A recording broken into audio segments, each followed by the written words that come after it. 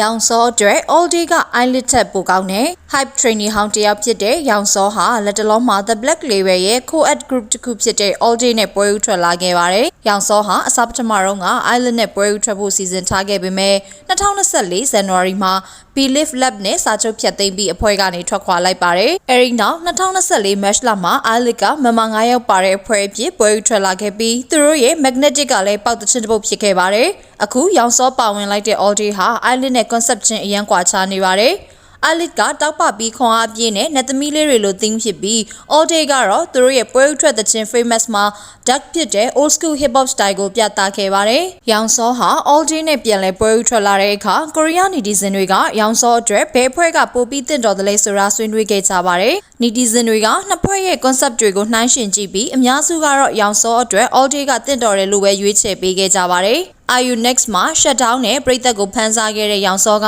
သူ့ရဲ့အဆိုအက skill တွေကို all day မှာကောင်းကောင်းပြသနိုင်နေပါတယ်။တချို့ netizen တွေကရောင်စောသာ eyelid မှာပါနေမယ်ဆိုရင်အခုလောက်ဆိုရင် TikTok ဆိုနေရလောက်ပြီဆိုပြီးတော့လည်းပြောဆိုနေကြပါတယ်။ရောင်စောကတော့မကြသေးခင်ကထွက်ရှိခဲ့တဲ့ interview မှာသူ့အနေနဲ့ hype မှာရုန်းကန်ခဲ့ရတဲ့နာကျင်စရာအတွေ့အကြုံတွေအကြောင်းဖွင့်ချပြလာခဲ့ပါတယ်။ကြည့်ရှုပေးခဲ့တာကျေးဇူးတင်ပါတယ်ရှင်။